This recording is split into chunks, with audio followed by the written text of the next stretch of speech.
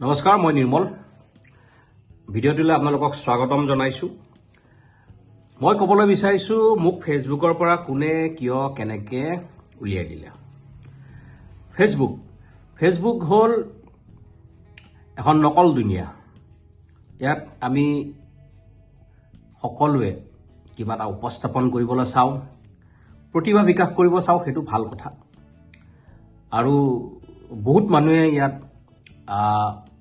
নিজৰ প্ৰডাক্ট বিকিবলৈ আহে। বহুত মানুহৰ প্ৰপাগাণ্ডা থাকে, বহুত মানুহৰ স্ক্ৰিপ্ট থাকে, সেইমতে মেনিপুলেট কৰিবৰ কাৰণে ফেচবুক ব্যৱহাৰ কৰে। মই ফেচবুক ব্যৱহাৰ কৰিছিলোঁ। প্ৰথমতে মই দুই এখন ফটো দিছিলোঁ, তাৰপিছত দুই এটা নিজৰ প্ৰতিক্ৰিয়া প্ৰকাশ কৰিছিলোঁ। যেতিয়া ফেচবুকে সদায় সোধে আপোনাৰ মনত কি আছে, কি লিখিব, এই ধৰণৰ কথা ৰাতিপুৱাই যেতিয়া দেখোঁ কিবা এটা কথা লিখিবলৈ আৰম্ভ কৰিলোঁ। আৰু মই ৰাইটাৰ নহয়, মোৰ কোনো তেনেকুৱা বেকগ্ৰাউণ্ড নাই, মই অকল নাটক চিনেমা ভাল পাওঁ, সেইবিলাকতে ব্যস্ত থাকিছিলোঁ।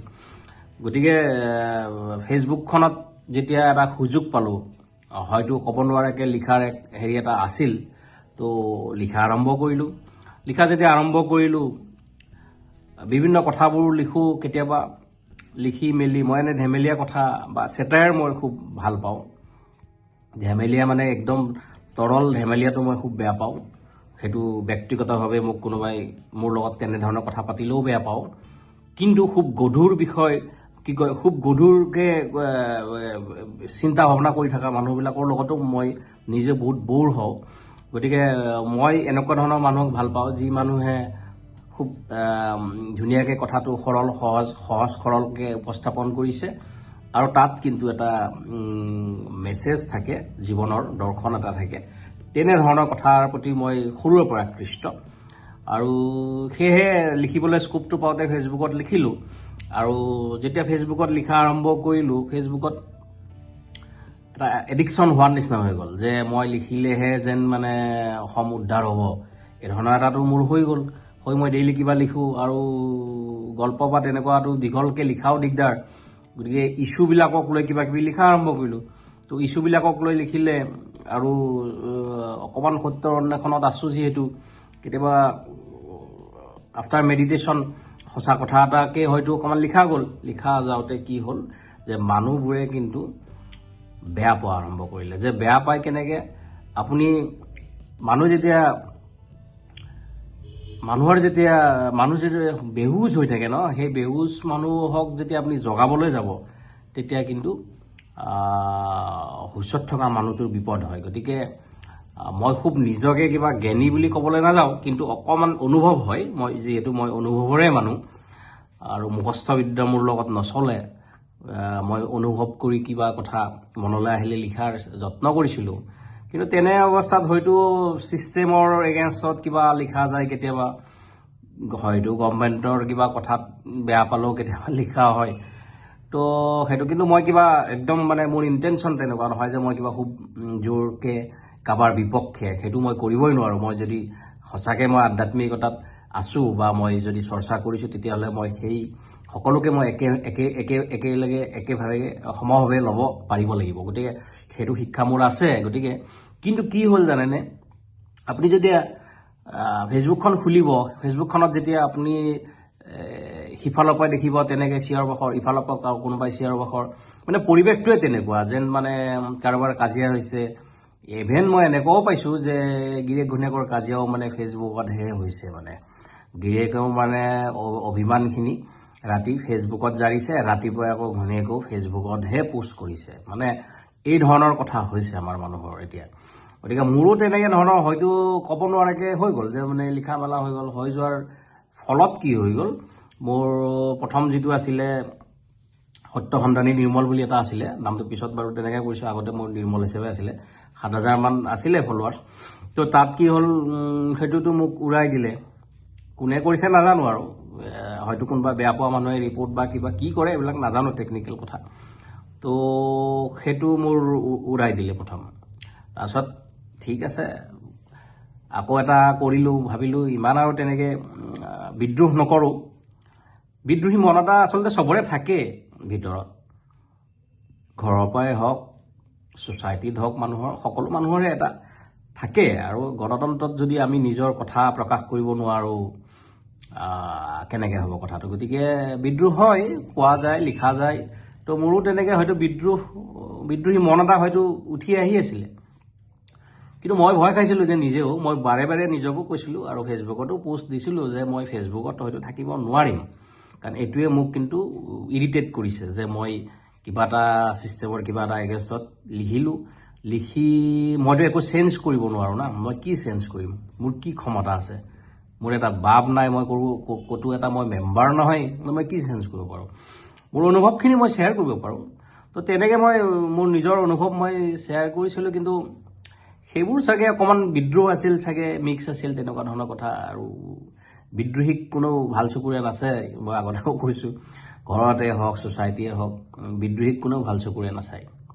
গতিকে বিদ্ৰোহ যদি কৰিব লাগে প্ৰফেশ্যনেলি কৰিব লাগিব, ষ্ট্ৰেটেজি লৈ কৰিব লাগিব, খুব মানে পৰিপাটিকৈ ওলাই আহিব লাগিব। আমাৰ নিচিনা মানুহে ফেচবুকত কিবা এটা লিখিয়ে একো আমি কৰিব নোৱাৰোঁ। ইমান স্বনামধন্য ব্যক্তিবিলাকে ৰাজা ৰামমোহন ৰায়, দয়ানন্দ সৰস্বতী কিমান সমাজ সুধাৰক আছিল, তেওঁলোকে কিমান তিৰস্কাৰ পাইছে সমাজৰ পৰা। গতিকে ইমান সহজ নহয়। আৰু গতিকে মই ভাবিলোঁ যে ভাই মই আৰু মোৰ ছেকেণ্ড যিটো মোৰ আৰু প্ৰফাইল এটা খুলিছিলোঁ, সেইটো প্ৰফাইলো মোৰ উৰাই দিলে। তো তাৰ আগত কিন্তু ছেকেণ্ড প্ৰফাইলটো উৰোৱাৰ আগত কিন্তু মোৰ মানে মেইল আহিছিলে ফেচবুকৰ পৰা, মানে মই কিবা প্ৰটেক্ট কৰিব লাগে যে মোৰ প্ৰফাইলটো যে মানে মোৰ হেৰি হ'ব গৈ আছে, হেক কৰিব কিবা এনেকুৱা ধৰণৰ আহিছিলে। মই বোলো কেলে, মইনো কি কৰিলোঁ কাক? তাৰপিছত দেখিলোঁ যে নহয়, আৰু মোৰ হেৰিবিলাক বেছি মানুহৰ ওচৰলৈও নাযায়, খুব বেছি মই তেনেকৈ হেৰি কৰি নাথাকোঁ। আৰু মই দাদা এজনক সুধিলোঁ, মোৰ ভিডিঅ' খুব বেছি 100টা মানুহে চায়, আৰু মোৰ এই কথাটো হ'ল যে মই কাৰোবাক কিবা চেঞ্জ কৰাৰটো মোৰ নায়ে বাৰু, মই কেতিয়াও এইবিলাক মই ভাবাই নাই, আৰু সেইবিলাকৰ পৰা মই মুক্তই নাই, মানে মই জিৰ' কৰি থৈ দিছোঁ নিজক।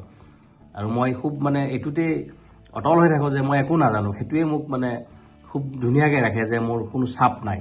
যে মই যদি ভাবি লওঁ মই কিবা জানো, তো মোৰ সাংঘাতিক হৈ যাব। তাৰমানে সেইটো প্ৰকৃতি, নেচাৰ হয় মানুহৰ, যে মানুহক মনে শান্তি নিদিয়ে, তাৰমানে হেৰি কৰি পেলাব, তাৰমানে ইটো কৰোঁ সিটো কৰোঁ আৰু শান্তি নোহোৱা হৈ যাব। তো মই সেইটো নকৰোঁ। মই ছক্ৰেটিছৰ বিখ্যাত সেই উক্তিটো মোৰ গাত লৈ লৈছোঁ যে মই একো নাজানো ভাই, আৰু সেইটোৱে মোক সৰল, সহজ আৰু বিনম্ৰ হ'বলৈ খুব মানে উদঙনি জগাইছে। আৰু সেইটো কথা ভাবিলে ভাল লাগে যে মই একোৱেই নহয়, মই একোৱে নাজানো। তো এই সৰলতাৰে মই যেতিয়া চাৰেণ্ডাৰ কৰি যেতিয়া মই আগবাঢ়োঁ, তেতিয়া কিন্তু মই গোটেইখন চাবলৈ বা যত্ন কৰোঁ, আৰু মোৰ তাত চাপ নাথাকে তেতিয়া। এইটো এটা ডাঙৰ কথা। মই য'তে ত'তে গৈ মোৰ দিনটো কটাব পাৰোঁ, আৰু মোৰ দিনটোৰ উদ্দেশ্যই হ'ল মই আনন্দ ল'ব লাগে। আৰু কামখিনি, ডিউটিখিনি, মোৰ ঘৰুৱা ডিউটিয়ে হওক, এইখিনি মই কৰোঁ, আৰু যিখিনি ৰেছপনচিবিলিটি থাকে সেইখিনি কৰোঁ। তাৰ বাহিৰে কিন্তু মই ফ্ৰী হৈয়ে মই একদম চব কামখিনি মই মানে যিমান পাৰি সোনকালে ফ্ৰী হৈ তাৰপিছত মই আনন্দ ল'ব লাগে। এনেকুৱা নহয় যে কিবা বেয়া সময় আহিলে বা বেয়া কথা আহিলে যে মই কিবা পলাম, দমন কৰিম, তেনেকুৱা নহয়। সেইটোকো মই গ্ৰহণ কৰোঁ। যদি তাত কিবা যুদ্ধংদেহী মনোভাৱেৰে বা কৰ্মৰে আগবাঢ়িব লাগে, সেইটোও কৰোঁ, তেনেকুৱাও নহয় যে খুব মানে কিছুমান মানুহ থাকে নহয় যে পৰিৱেশ পৰিস্থিতিৰ পৰা পলায়। মই পলোৱা মানুহ নহয়। যদি দেখিছোঁ তাত যুদ্ধ লাগে, সেইখনে মোৰ কাৰণে মহাভাৰতৰ যুদ্ধ হ'ব, কিন্তু তাত মোৰ নিষ্ঠা বা মোৰ সততা থাকিব লাগিব। মই কনভিন্স হ'ব লাগিব যে সেইটো মোৰ কাৰণে বেয়া হৈছে বুলি, সেই মানুহটোৱে বেয়া কৰিছে বুলি। তাক 2 থাপ্পৰ মাৰিব লাগে যদি মই 2 থাপ্পৰে মাৰিম, মই 3ও নামাৰোঁ, 2তকৈ কমো নামাৰোঁ। গতিকে এই ধৰণৰ কথা। এতিয়া ফেচবুকত সেইবিলাক কথা লিখোঁতে আৰু মানুহে বেয়া পালে হয়তো চাগে, সেইকাৰণে মই ফেচবুকৰ পৰা ওলাইছোঁ। আৰু ফেচবুকৰ পৰা আজি এমাহ মানে হ'ব চাগে, নাজানো, কিন্তু ফেচবুকৰ পৰা ওলাই কি হ'ল যে বিৰাট শান্তিত আছোঁ। এনেকুৱা নহয় যে কিন্তু মই আগতে এনেকুৱা ভাৱ হয় যে মই ফেচবুকত লিখিবই লাগিব, মই নিলিখিলে কিবা এটা কমি হ'ব, বা মই এইটো ইছ্যুৰ ওপৰত কিয় কোৱা নাই, কিয় লিখা নাই, তো তেনেকুৱা ধৰণৰ এটা ভাৱ আহি যায়। সেইটো এডিকশ্যনে কিন্তু মানুহক দিগদাৰ কৰে। তো আৰু ঠিক আছে, কিছুমান সমাজ সচেতক আছে, তেখেতসকলৰ লিখা বা হেৰি এটাই মানুহক প্ৰভাৱান্বিত কৰে। আৰু কেতিয়াবা লাগে কেতিয়াবা যদি কিবা কাৰণত বোলে হেৰি হ'ব লাগে, গোটেই মানুহৰ এটা মতামত লাগে, সেইটো কথাও জনা হয়, সেইবিলাক বাৰু ঠিকে আছে ফেচবুকত। কিন্তু বেছিভাগ কথা অকণ নকল, দিনটোৰ 10খন ফটো তোলাৰ পিছত যিখন ভাল ফটো তাৰ সেইখনকে দিয়া হয়। আৰু আমি নকল জীৱন, আমি ভালকৈ থকাৰ যিটো মানে মিছাকৈ শ্ব' অফ কৰা হয়, সেইটো অকণমান বেয়া। আৰু সেইটোৱে মানুহক অলপ খুলি খুলি খায়। কেতিয়াবা এনেকুৱা লাগে যেন ফেচবুকত দিবৰ কাৰণে মানুহে জীয়াই আছে, হয় খানাই হওক বা লাইফষ্টাইলেই হওক, কিবাই হওক, সেইটোৰ পৰাই অকণমান বচাই থাকিব পাৰিলে হ'ল। আৰু মই নিজৰ কথা কৈছোঁ, মই কাকো উপদেশ দিয়া নাই। মই নিজক কৈছোঁ যে মই যেনেকৈ আছোঁ তেনেকৈ, মোৰ কোনো ইয়াত লোকধাক নাই, নকল নাই, কোনো আচলো নাই, নকলো নাই, একো নাই। আৰু যিটো আছে সেইটোৱে। আৰু মই কিনো পাম আৰু, মোক কোনোবাই মই নকলকৈ কিবা এটা উপস্থাপন কৰি দিলোঁ, কিনো মোক এৱাৰ্ড দিব, কি হ'বনো মোৰ? গতিকে মই যি আছোঁ আৰু মই যি হয় সেয়াই হয়। আৰু কেৱল মোৰ জীৱনৰ উপলব্ধিটোৱে মোৰ কাৰণে ডাঙৰ কথা, মোৰ কাৰণে জীৱনটোৱে ডাঙৰ কথা। বাকীখিনি মোৰ কৰ্ম ঠিক নহ'লে মোৰ নাহিব মোৰ ওচৰলৈ পুৰস্কাৰ হিচাপে, কৰ্মৰ পুৰস্কাৰ হয়তো নাহিব। গতিকে নাহিলেও জীৱন আছে, গতিকে জীৱনটোকহে মই গুৰুত্ব দিছোঁ। গতিকে ঠিক আছে, এতিয়া ফেচবুকৰ প্ৰসংগটোতে আছোঁ যে ফেচবুকত পৰা মোক তেনেকৈ উলিয়াই দিয়াৰ পিছত মই নতুনকৈ এতিয়া প্ৰফাইল খোলা নাই। কিন্তু মই যিহেতু ইউটিউবত ভিডিঅ' কৰা আৰম্ভ কৰিছোঁ, মোৰ লাইফষ্টাইলে হওক বা মোৰ বিভিন্ন কথাবোৰ মই শ্বেয়াৰ কৰোঁ।